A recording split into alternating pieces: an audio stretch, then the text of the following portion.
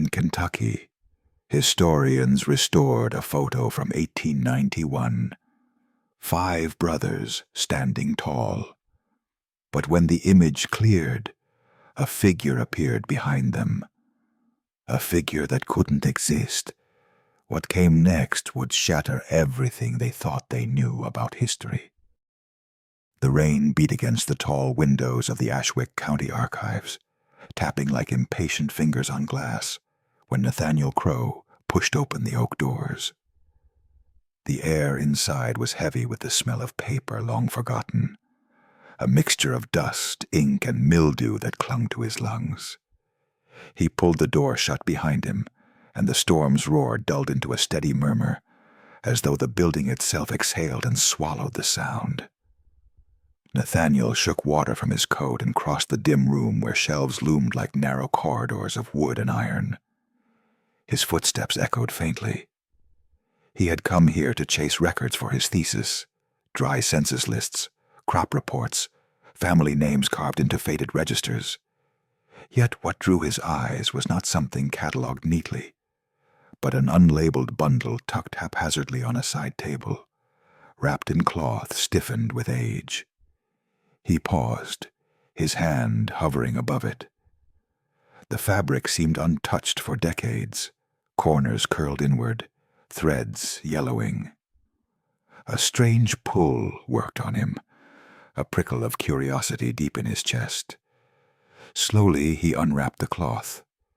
Inside was a single photograph, its edges brittle, the sepia tones cracked like dry riverbeds. He tilted it toward the lamplight. 5 young brothers stared back at him, their bodies stiff, their jaws set, as if they had been ordered not to move. Their suits were ill-fitting but neat, hair combed, eyes sharp and unblinking. Behind them stretched a rough fence line, and rolling hills blurred into gray. And then he saw it.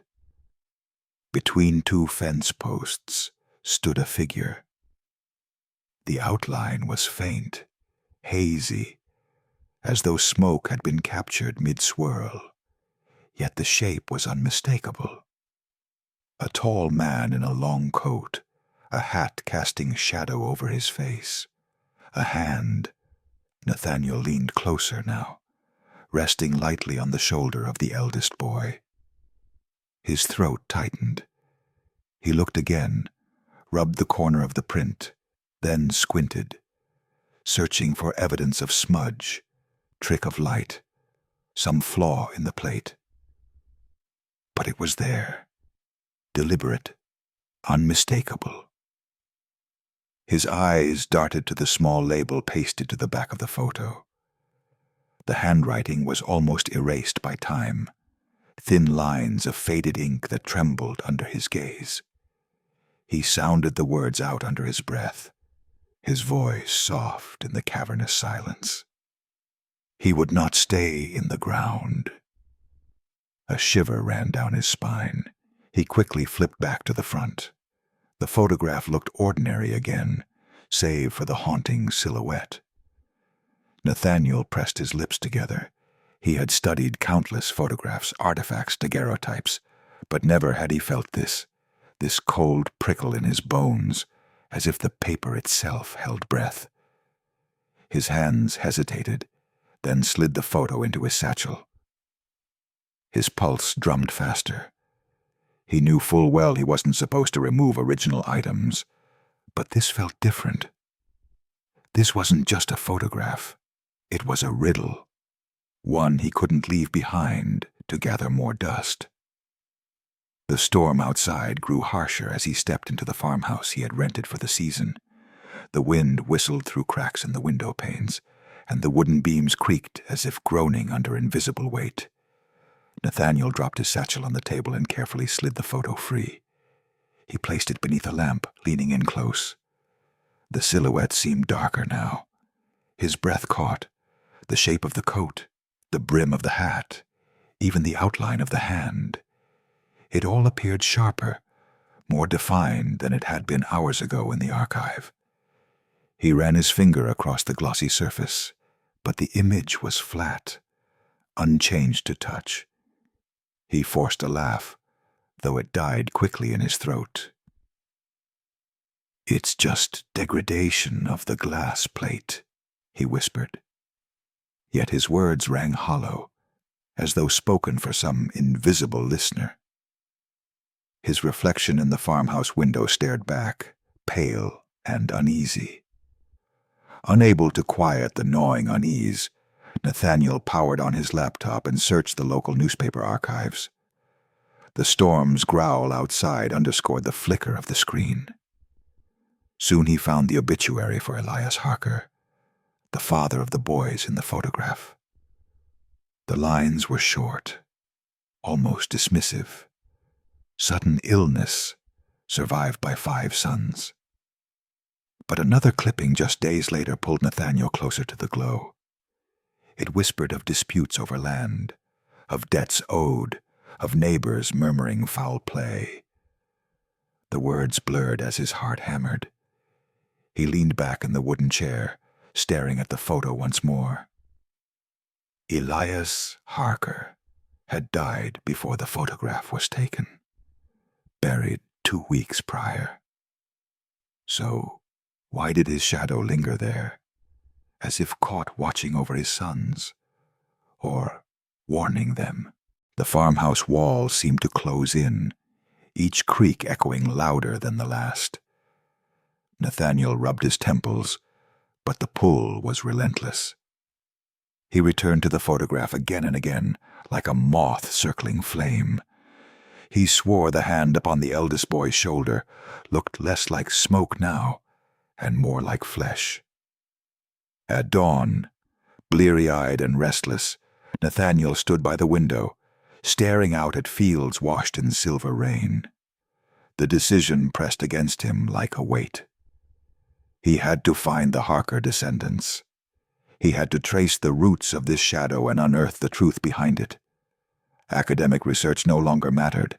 Something older, darker, had reached across time and placed this puzzle in his hands. He gathered his notes, tucked the photograph back into its wrapping, and prepared to store it away until he could begin his search. That's when he noticed it, a faint smear in the lower corner. At first glance he thought it dirt, but when he leaned closer, his chest froze. The mark curved into letters, crude but deliberate, etched into the image itself.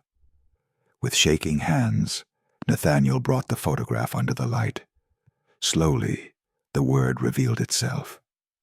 Murder. The room's silence seemed to crack around him. His breath quickened, his mouth dry. His voice escaped in a broken whisper, barely audible against the storm still raging outside. "What in God's name have I found?" The old farmhouse stood against the rolling fields like a relic that refused to die, its white paint stripped to gray, shutters dangling by rusted hinges. Nathaniel tightened his grip on the steering wheel as he slowed along the narrow dirt road.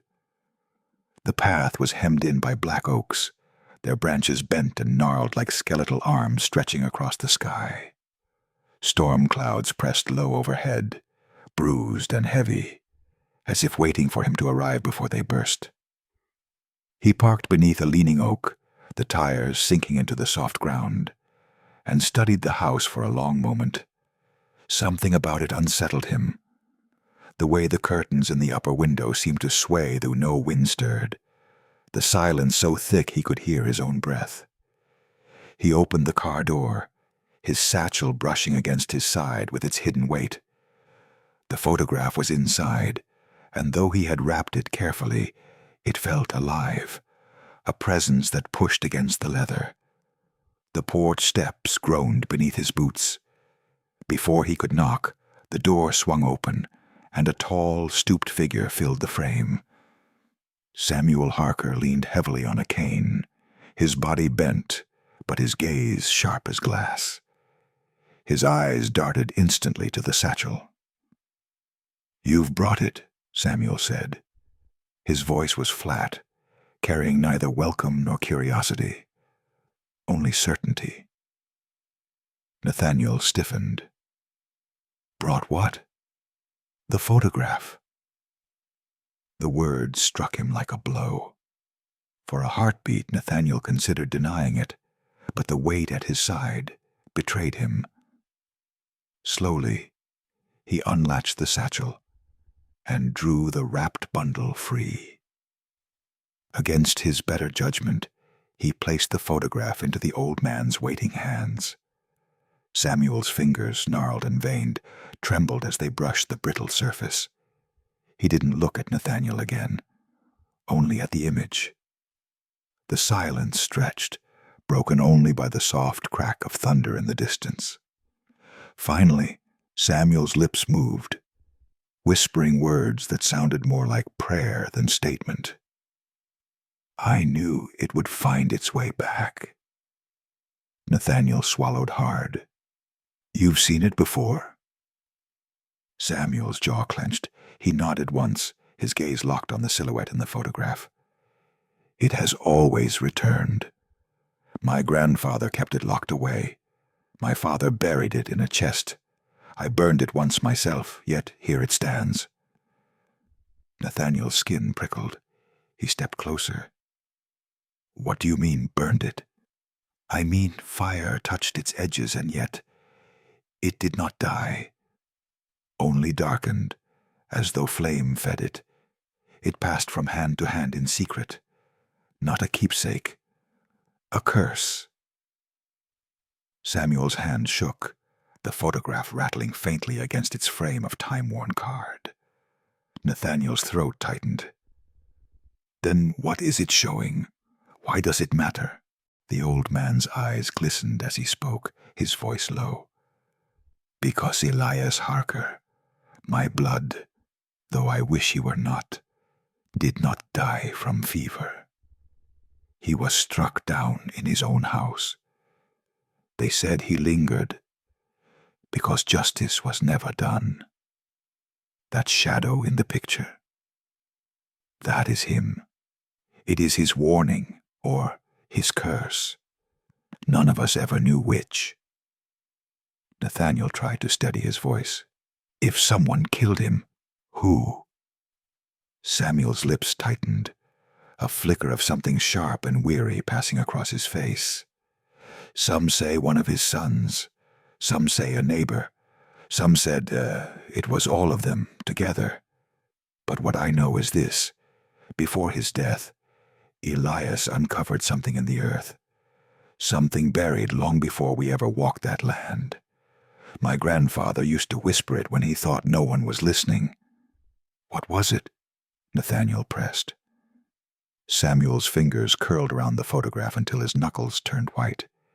His voice cracked, barely more than a breath. Bones, not of animals. The words sank deep, and Nathaniel felt the weight of them settle in his chest.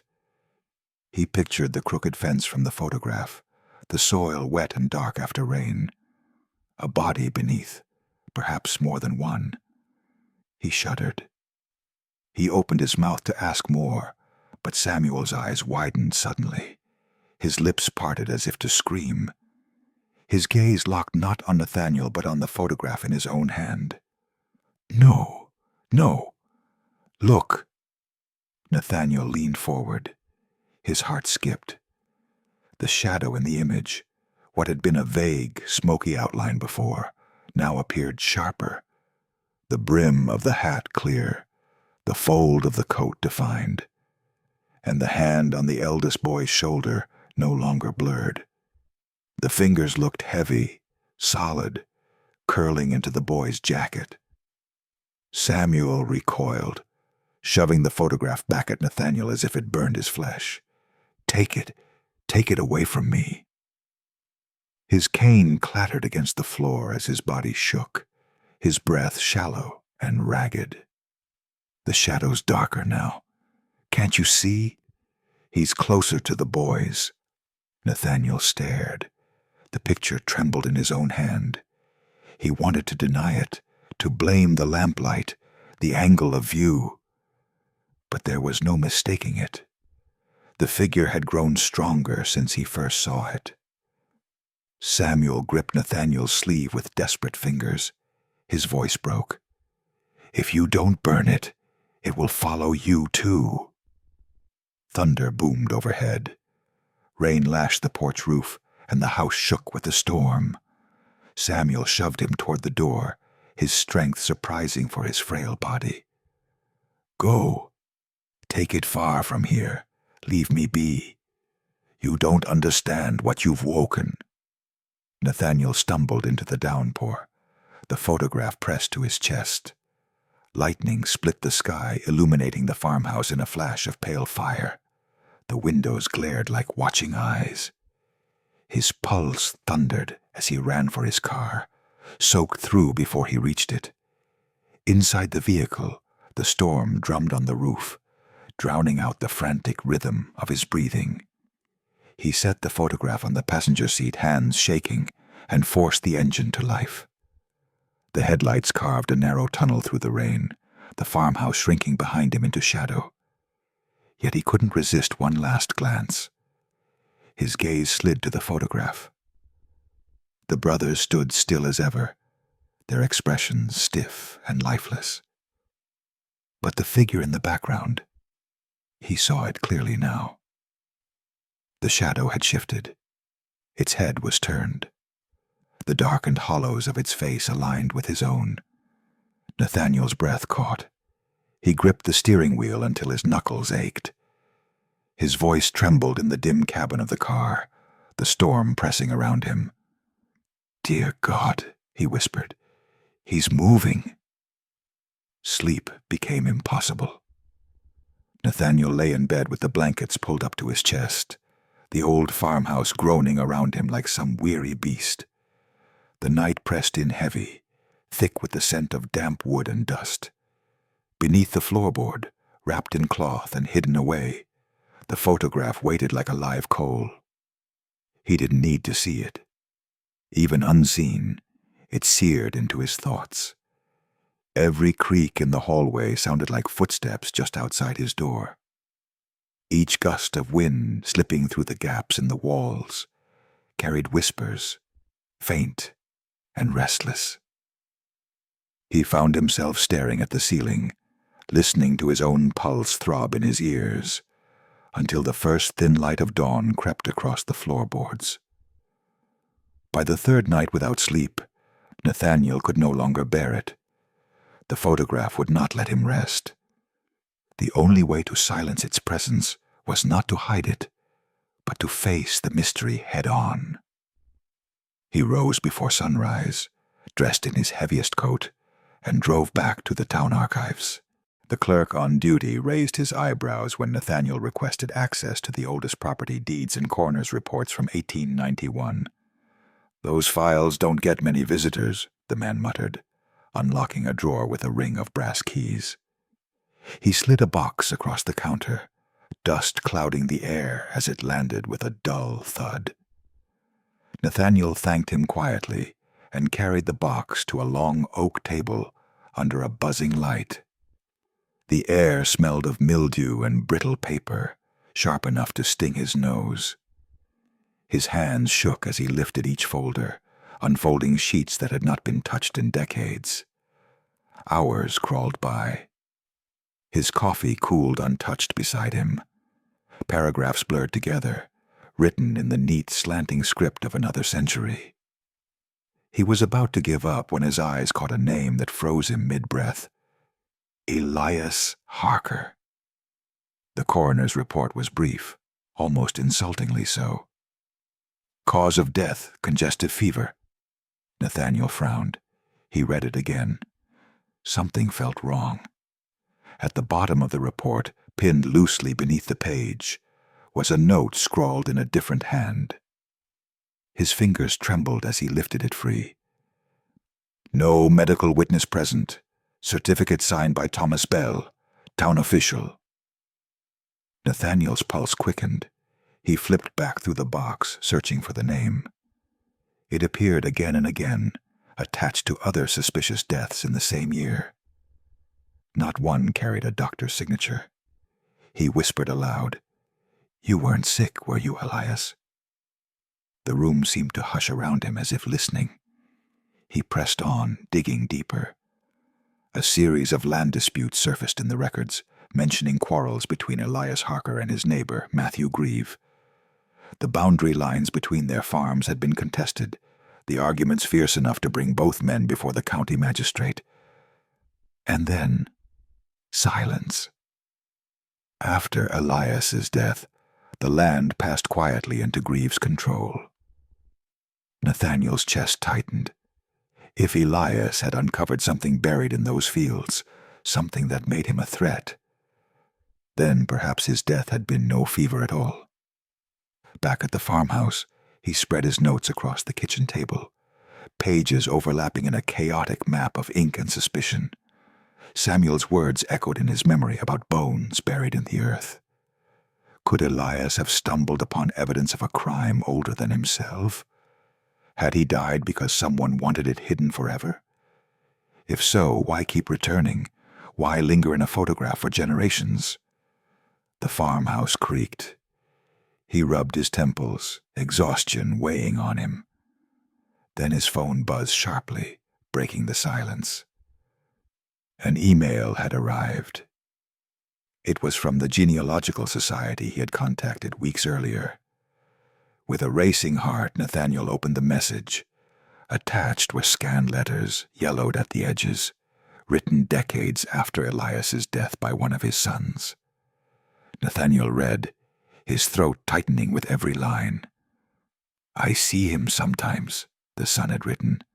"Father standing at the fence, waiting. He does not speak, but I know what he wants. I dream of him calling, though I wake before I hear his words." Another letter struck deeper. "We buried more than one man in those fields. We did not choose it. We were forced. The threats came from those in power, and we obeyed in silence. But the earth remembers." Nathaniel's stomach lurched. His hand trembled so badly he nearly dropped the page. Elias had not been haunting his children to curse them. He had been warning them, warning anyone who would listen. He swallowed hard and turned toward the wrapped photograph. His instincts screamed to leave it hidden, but dread mixed with an awful need to know.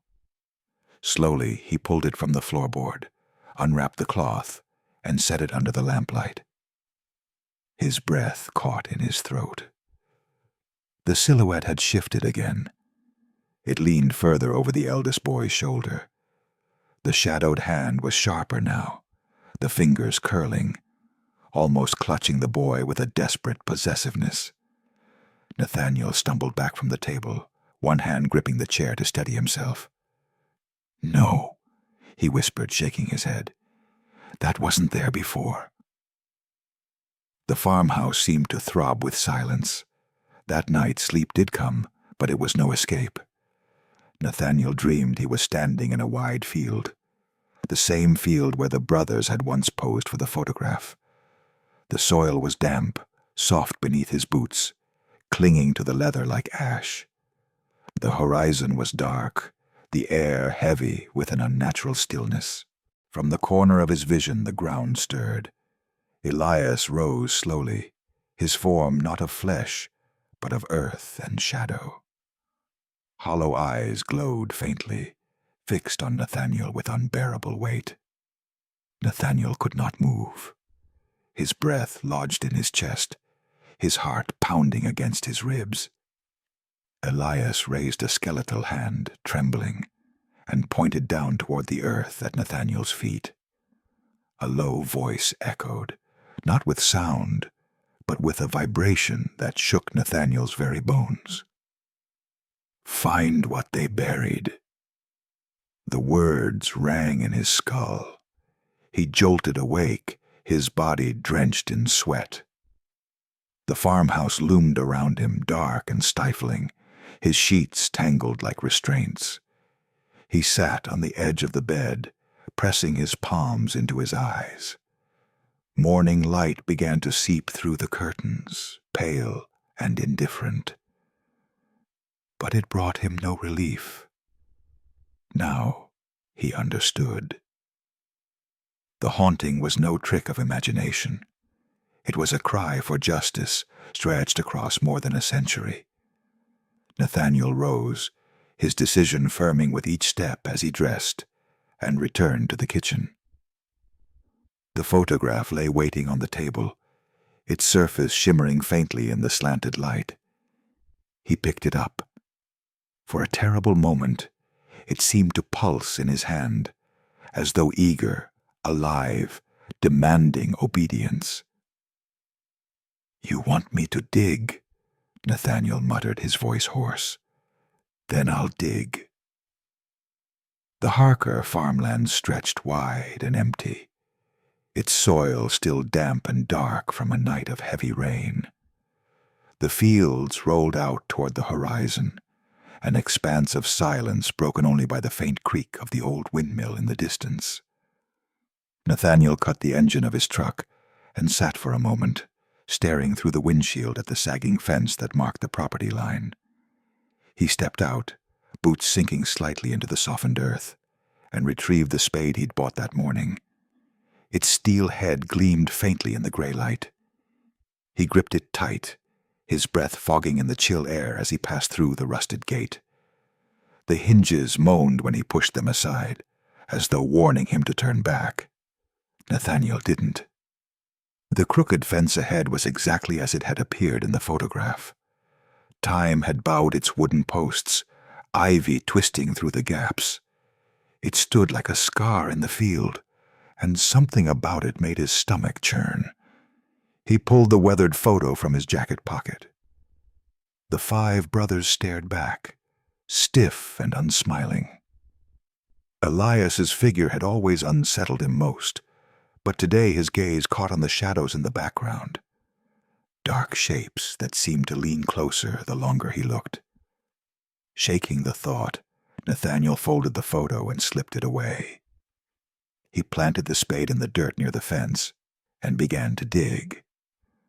At first it was just earth, wet clumps that clung to the blade, stones that jarred his arms when struck. Sweat beaded on his forehead despite the cold, his breath turning harsh, steady. Each shovelful seemed heavier than the last. Yet something pushed him onward, a memory of Elias's pale face at the window, lips forming words Nathaniel hadn't wanted to hear. Find it. Minutes stretched into an hour. His back ached, his palms blistered against the wooden handle, but he did not stop. Then a sharp metallic clink reverberated through the spade. Nathaniel froze, his pulse spiking. Slowly he brushed aside the soil with his gloved hands, until the outline of something solid appeared. A wooden box. The earth had stained it black, the grain warped and cracked with age. He knelt, hands trembling as he pried at the rotted lid. It splintered beneath his grip, breaking apart with a groan that sounded too alive. Inside lay bones. The sight wrenched the breath from his chest. A human skeleton, arranged deliberately within the box, stared back at him. The skull's jaw gaped wide, teeth bared in a soundless scream. Nathaniel staggered back onto the damp ground, bile rising in his throat. "These aren't Elias's," he whispered, shaking his head.